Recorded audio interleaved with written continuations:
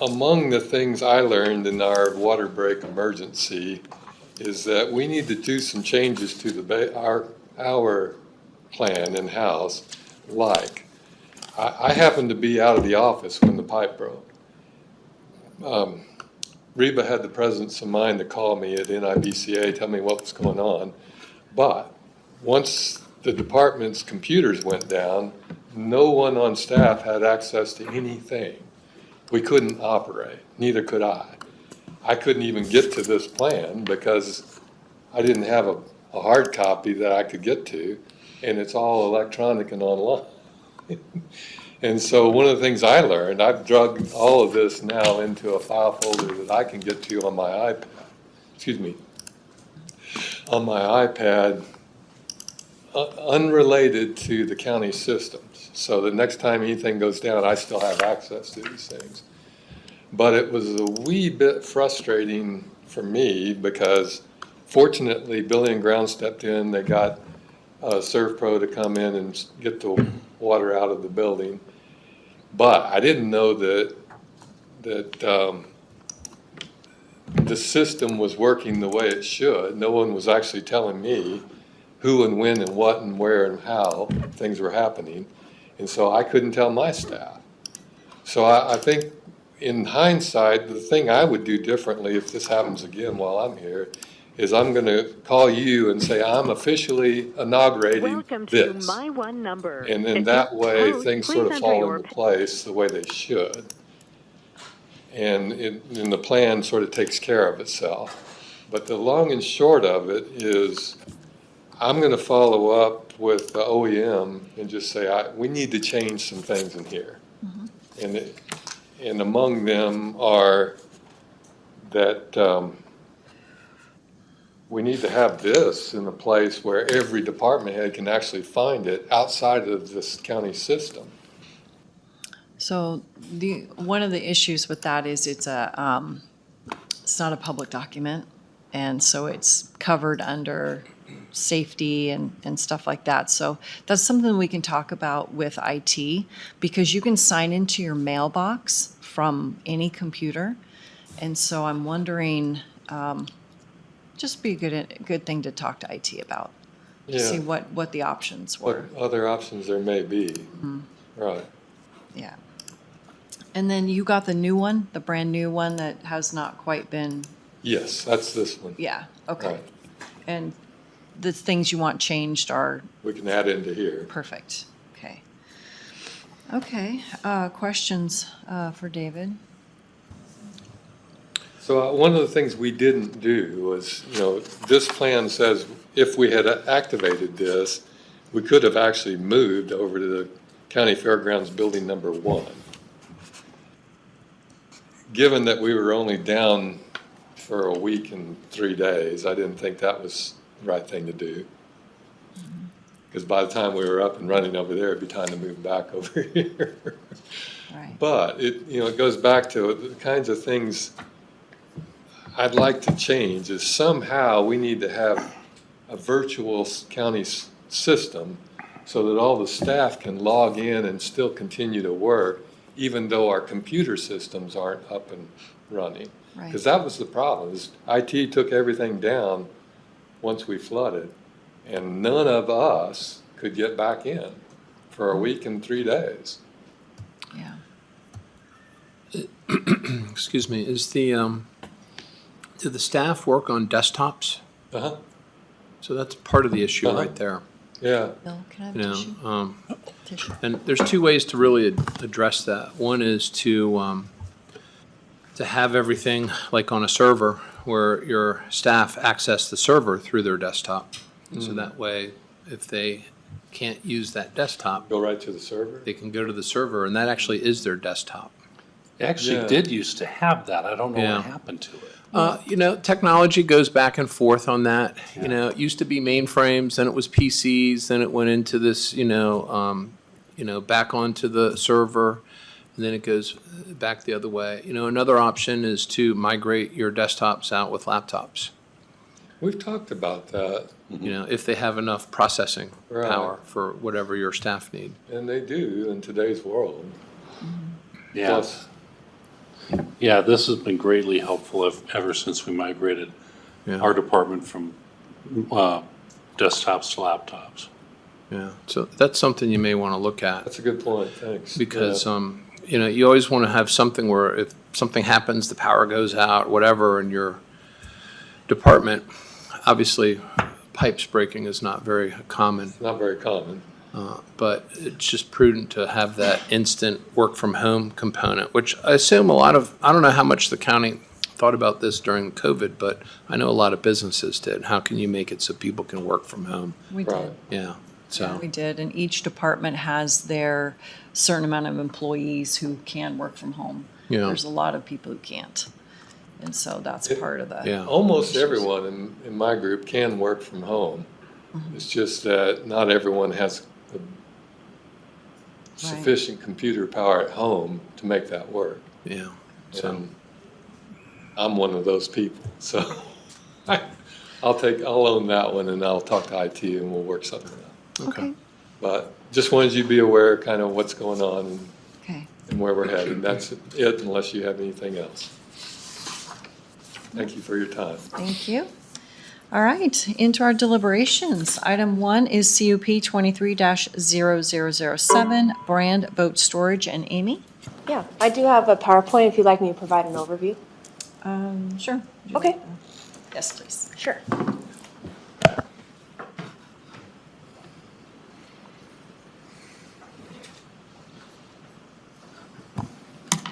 Next slide. So CUP 23-0007 is for a boat storage.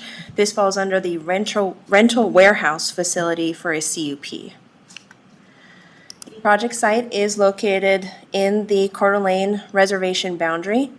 It is located along US 95. As you get there, some prominent facilities you might see are the Fighting Creek landfill, and then it is also kitty corner to the Fighting Creek Market, smoke shop, and gas station. And the project site will be located on the east side of US 95, even though a portion of their property is on the west side. The parcel is in the rural zone. Actually, it's split zoned, excuse me. That small portion on the west side is in the ag, but they will be developing in the rural portion. And the project site is located in the country according to the comprehensive plan. The parcel has hilly terrain, which plays an important factor in the landscaping requirements. But it's mostly grassland with some heavy vegetation in the northeast corner and the southwest corner. It's vacant. There are 2 naturally occurring drainage areas, and there is one that's going to be close to development, which I'll show on, which the applicant put on their site plan. They are proposing 3 buildings, approximately 11,900 square feet. Boats will be stored indoor and outdoor. They're hoping for a maximum of 180 boats. It will be open all year, but the most active times will be 2 to 3 weeks in May and October. Makes sense when boats are being stored or released to their customers. So boats can be brought to the site by facility staff or customers. Oh, I forgot to mention, actually, let me go back to the map here. So here's Sunup Bay Road. Southbound traffic, since this is a divided highway, will have to make a U-turn at Sunup Bay and then head northbound toward this property. And so that's that part there for access. There will not be an office, wastewater, or drinking water, domestic water on site. There'll be portable restrooms. The applicant has proposed only road frontage landscape buffer. Staff agrees, and I'll show you why. And then they also planted 6,000 trees already for timber. So here is a site plan. You can see the 3 buildings here. So the orientation is flipped clockwise, so north is now this way. And then here's US 95 there. And here's that drainage that was brought up earlier. So as you're standing on site and you're facing west, you can see that smoke shop, Fighting Creek Market and smoke shop, and the gas station and this large sign here. When I was on site, I also observed 3 residents that I could see, the one behind the market And it's really hard to see on the PowerPoint, but there is one along this horizon, and there's another house along this horizon. But as you face east, all you see is just topography and vegetation. So that provides a very good natural buffer for the development. When we reached out to agencies, the Idaho Department of Transportation, they will require right turning lanes. So since all the traffic is going to be coming northbound, they're going to ask for a turning lane for safety reasons. And the fire district asked for a 40,000-gallon fire pond. Otherwise, all agencies really had no comment or approved the request or had no concerns. And we did receive, leading up to the hearing, 134 comments in support, 1 in opposition, and 8 comments that didn't really specify their position. There is one agency that recommended denial, and that was the Coeur d'Alene Tribe. And I took excerpts from their letter. Essentially, their concern is that this development places pressure on their natural resource systems and character of the area. And secondly, according to the letter, they claim that it is in direct conflict with their integrated resource plan, and they've designated in that plan that this area is designated as rural as well. And so I'll go over how the hearing examiner addressed that. So hearing examiner, generally, we had a hearing on January 18th. They recommended approval on January 30th. For the most part, they agree with staff analysis. The performance standards for a rental warehouse facility have been met, and the conditions of approval recommended by staff, they agreed with. And they did find it's in compliance with the comprehensive plan. So some of the major things is we use boats in this area, and boat storage is needed. It will also take the burden off other storage sites, because there aren't that many. They find that this forestry practice of 6,000 trees provides economic and environmental, and we agree. And a majority of the parcel remain undisturbed, and it's really low activity. It's unmanned. Again, there's no septic. When they address the Coeur d'Alene Tribe's concerns, unfortunately, there really are no specifics as to how this use conflicts with the tribe's integrated resource plan. The hearing examiner could not conclude how this places pressure on natural resources or threatens to change the character of the area. The biggest issue or comparison is there is that Fighting Creek Market, which is actually also in the rural designation. And it's much more intense, has much more traffic. And again, this is very low impact storage facility in comparison. And it seems like the 6,000 trees that are planted for forestry and the protection of those drainage areas seem to support the integrated resource plan. So those are some things that the hearing examiner found. And I stand for any questions, and if it helps the board, I did provide an excerpt from the integrated resource plan, and I also included the CUP findings. So let me know if you want me to spend some time on those. Okay, Bill? No. Okay, Bruce? I'm just curious, was there any active engagement with the tribe with respect to trying to understand Yes, what they were referring to? Yes, so we had actually had a phone call, me and David Callahan, met with Tyrell Stevenson, the attorney for the tribe, and we asked them, could you elaborate? We actually put this application on hold so that we could give both the applicant, I know the applicant has tried as well, to try and figure this out. Essentially, could you give us more detail in a letter, is what we were asking.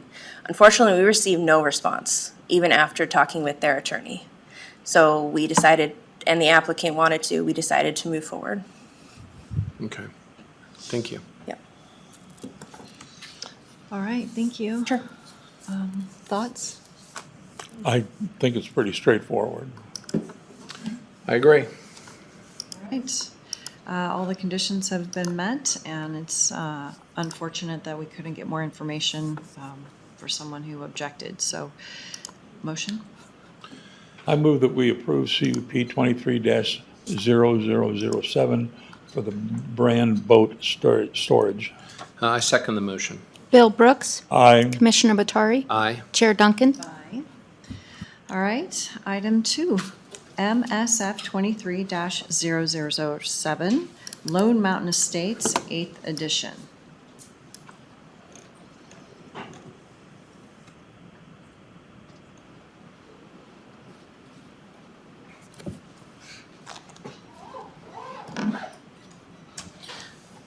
Good morning, Commissioners. For the record, Vlad Finkel with Kootenai County Community Development. This is a request by JT Holdings LLC for a final plat approval of the first phase of the recently approved major preliminary subdivision consisting of 4 phases, 8th, 9th, 10th, and 11th additions to the Lone Mountain Estates subdivision. The subject property is located on the north side of Kootenai County, northeast of the intersection of Ramsey Road and Chilka Road. The applicants originally received a preliminary approval consisting of 111 residential lots on 570 acres. And water would be provided by an existing Lone Mountain Estates water system with certain upgrades. Septic would be treated with individual septic systems. Access is provided by Eclipse and Ceylon roads. The first phase of this request consists of 37 residential lots, as well as Tract A for the remainder portion of the preliminary approval. That will be the 3 remaining phases. One of the issues that we ran into when the applicant submitted an application for this final plat approval was a response from Idaho Department of Environmental Quality. They stated because the improvements necessary for the water system, including the lateral work as well as a new reservoir, were not in place, they could not recommend the sanitary restrictions be lifted with PhD signing on the Mylars. We had gone back to the applicant as well as the 2 state agencies, Panhandle Health District and DEQ, to better understand how we can resolve this issue and be able to move forward with this process. It was determined by the 2 state agencies as well as our department that as long as the applicant posted a completion bond for the necessary improvements to the water system to serve this phase and future phases of this plat, that it would be sufficient to move forward a final plat, and then the sanitary restrictions would be lifted once the system is complete. We have a final letter of completion from the project engineer, including bacteria and water pressure testing, as well as final approval of the construction plans and as-built from DEQ and Panhandle Health District, excuse me. Once that is done, then the sanitary restrictions will be lifted. We currently have 2 bonds in place with the county that are in total for the amount of little over $1.7 million to account for the lateral work on the water system as well as the new reservoir. We find that it is a sufficient bond to ensure that the improvements will be in place, and therefore we can move forward with final plat application at this time. I stand for any questions that you have for me.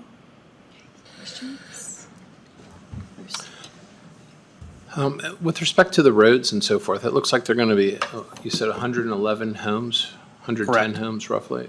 Is Correct. there any feedback from the local highway districts or anything with respect to how this could affect the traffic when it's complete? So that is a good question. That was addressed at the preliminary approval. I believe the applicant at one point had done a comprehensive traffic impact study to assess the impacts from not just these 4 phases, but the prior 7 phases that were done from Lone Mountain Estates first edition to 7th edition. That has all been completed. I forgot to mention that none of the roads are constructed at this time serving this phase. The applicant has not just posted a bond with Lakes Highway District, but they also entered into a road development agreement that specifies the improvements that will be required by the Highway District in order for them to accept the roads, which will be dedicated to the public.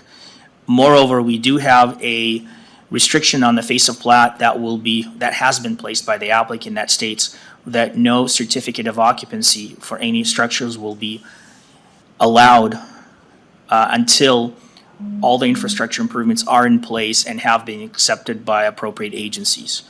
While they can still build homes, they cannot be occupied or issued COs. and that is with respect to roads as well as the water system. Yeah, I'm just curious if the highway district has any idea as to, as this area continues to get developed, what their plan is for expanding the road and who pays for that. And I realize this might be outside your bailiwick here, but Commissioners, I can answer that probably better than you, because I attend the Kootenai County Area Transportation Team meetings, which reports to the KMPO. And I can tell you that each of the highway districts have master plans that look out 10 to 20 years in the future. And so this is presumably accommodated in their master plan, or they would have told us as much when we did the review. okay. Good. Thank you. Sure. Any other questions? Nope. All right. Thank you, Vlad. All right, thoughts on the project? No, It all fits within our comp plan, and they're meeting the criteria as defined. All right, motion. I move that we approve MSF 23-0007 Lone Mountain Estates 8th edition. I second the motion. Bill Brooks. Aye. Commissioner Matari. Aye. Chair Duncan. Aye. All right, item 3, ZON 23-0003 Old 95 Business Park. Vlad? Commissioners, you heard this request 2 weeks ago. Staff presented the matter before you. It's a rezone. Chairwoman Duncan, this is, It's chairman. Just say chair. It's just. Chair. Yeah. this site is just to the southeast of where you reside. You have participated in comments. You heard staff's presentation as well as the applicant's testimony. I don't know if there's anything else we can add. You are going to deliberate on this matter. This has not been contested or opposed by anybody from the public that we know of. Straightforward rezone with a conditional zoning development agreement that would have the sideboards for the change of use of the existing residence or demolition of a residential structure that is not allowed in the light industrial zone. All right, thank you. Bill, any further questions? No questions. No, no questions.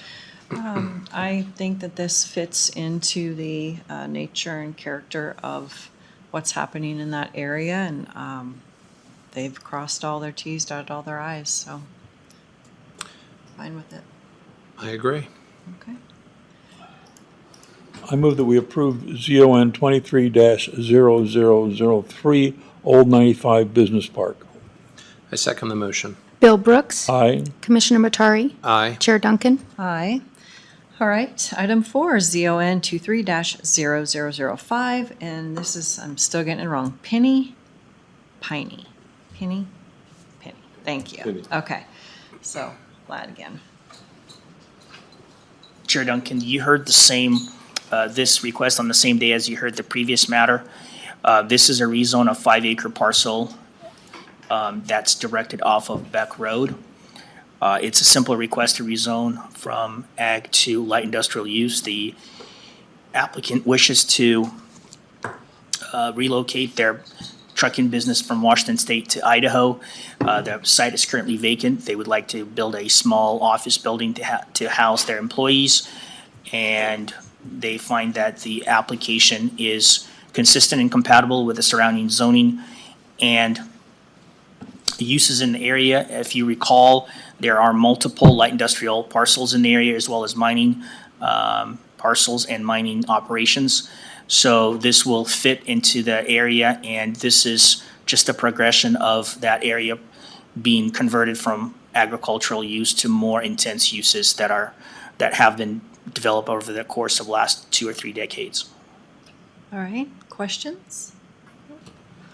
Nope. Again, I think this is appropriate considering the area and the projected use. I agree. Okay.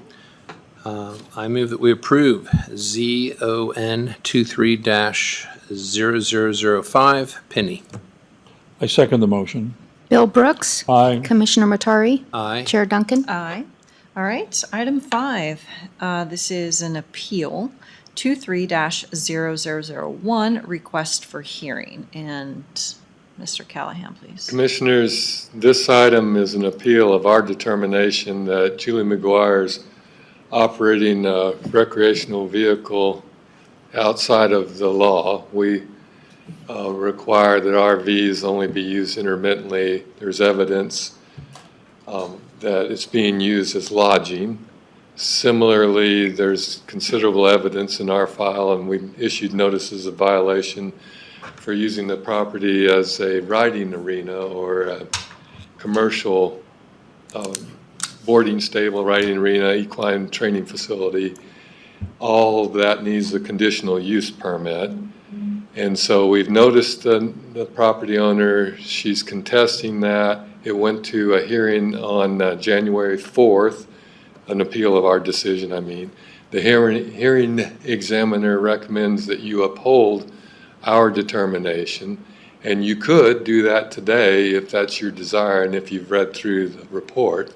But the applicant has requested a public hearing.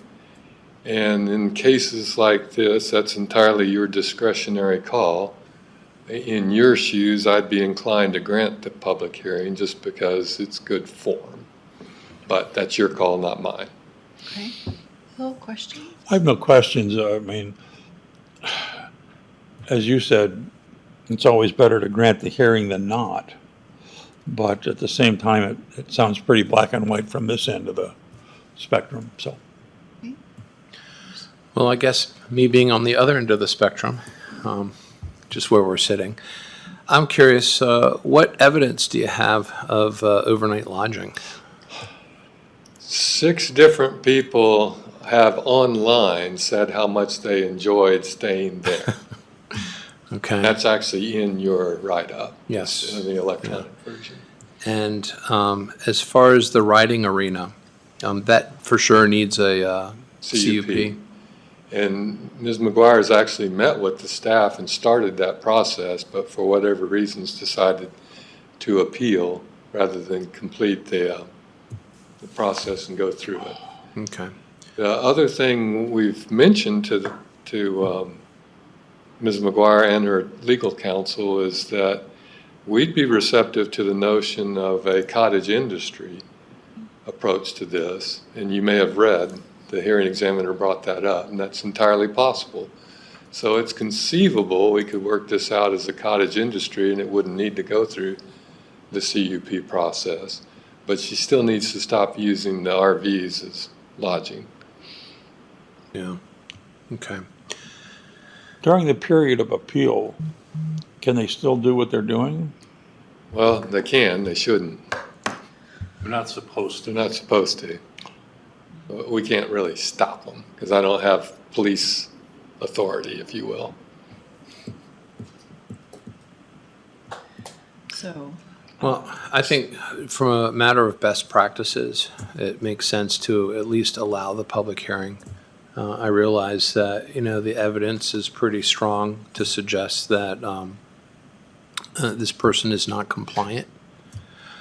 However, I do believe that people should at least see the process and know that decisions are not being made, without that benefit. That makes sense. Now,